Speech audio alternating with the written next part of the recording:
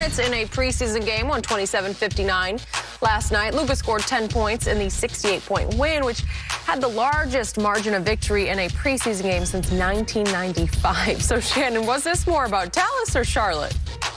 Skip, look. The Hornets didn't have Rozier, they didn't have Oubre, they didn't have Gordon Hayward. Skip, look, I believe the Mavericks are a better team than the Hornets.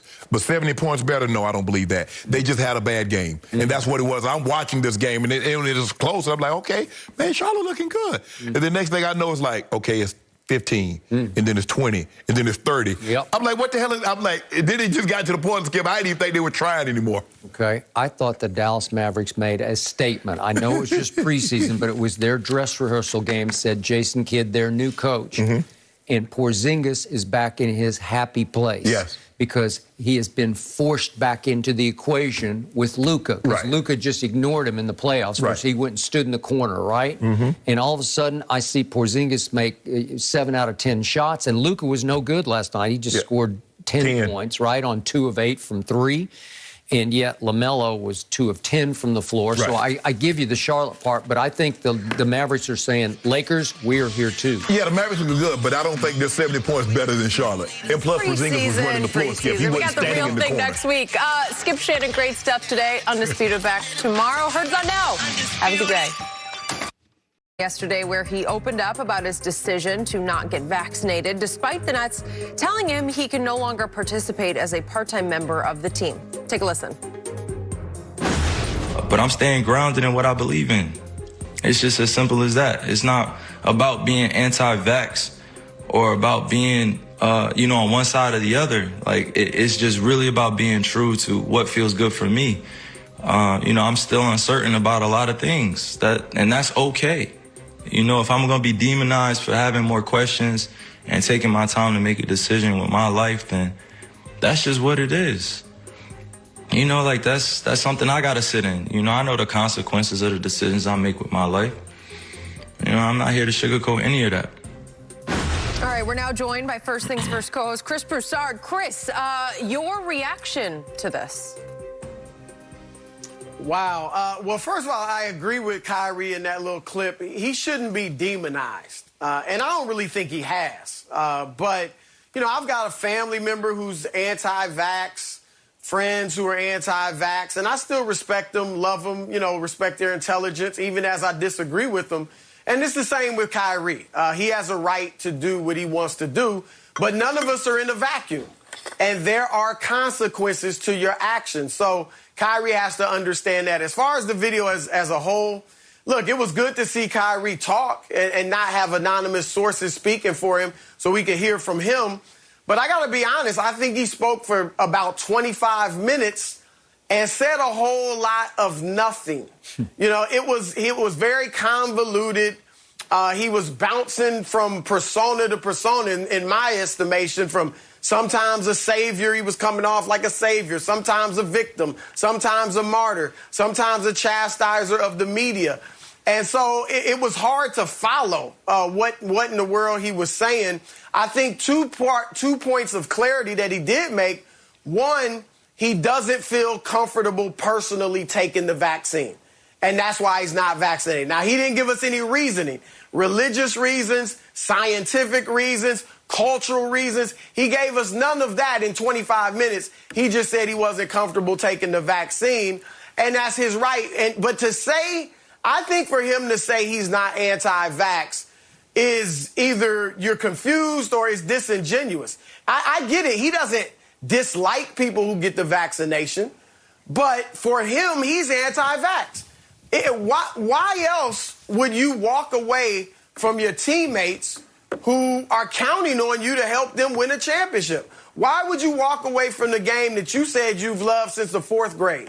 Why would you walk away from the organization that's giving you $136 million and is going to pay you $17 million this year to do nothing, to watch the games on TV like the rest of us? And so you got to be anti-vax if you're going against all of that. And I don't think, this voice for the voiceless stuff, I'm not disparaging Kyrie. We know he's got a good heart. Yes. Whether we agree with him or not, we know he's got a good heart. But don't tell me you're the voice for the voiceless and for those who lost their jobs because of the vaccine mandate. Those that lost their jobs aren't still being paid. You're being paid $18 million to not work. So you're not their voice. And so just stop saying that. The second thing is that I think this was maybe the most important thing. He said he's not retiring from basketball. And that's great because, one, we all love watching Kyrie play. He loves the game, so it's good that he gets to do what he loves. But 3, the Nets can now have a better chance to trade him. And they need to be on the phone seeing what the market value is. Hey, did you see the IG Live? He ain't retiring, so let's talk. You know, what you offering me, you know? So, I mean, they got to start moving in that direction and seeing what the market is for him. Look, they can start the season with him away and not trade him. They don't have to rush into it and see what they look like without him. I wouldn't give him away, but see what you can get for him and maybe move on. But overall, those are my general feelings, guys. It was a lot to make out of what he said. Well, Chris, I believe, and Skip and we touched on this earlier, I just believe Kyrie's backed himself into a corner. And he says he's doing what's best for him. Even though I disagree with it, that's his right. But it's also what's best for you, and your right and your freedoms also may have consequences. And the consequences of what you're choosing not to do, and the consequence is what they chose to do. They says, okay, we don't want you to be a part-time NBA player. And so what we did, we huddled up, for the lack of a better word. We talked to our 2 big guns.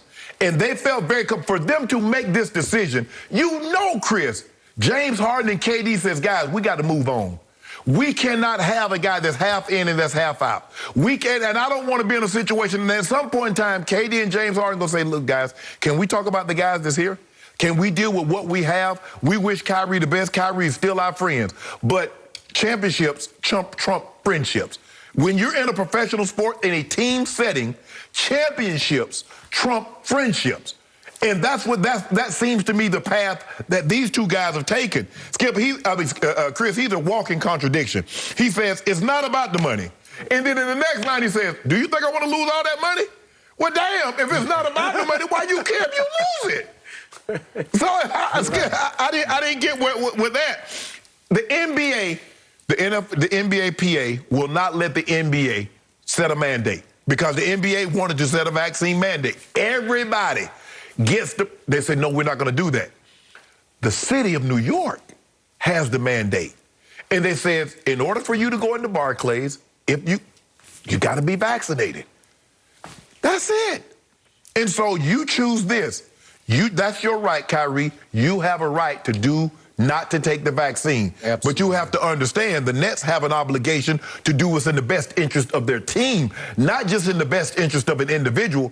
And I think this started early last year when Kyrie uttered, we do not need a coach.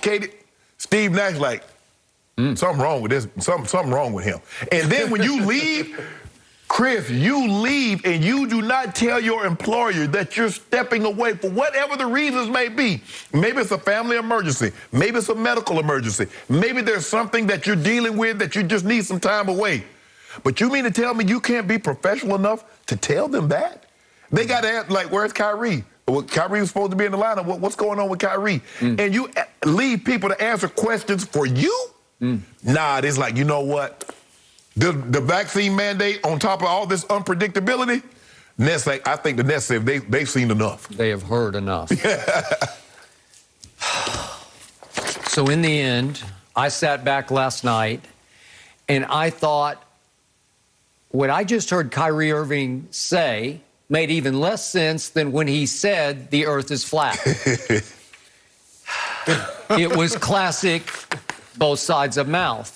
As Shannon said, conflicting statements to the point it became irrational and illogical and ultimately wrong-headed and just flat out kooky. It's like, what? Huh? I cannot compute.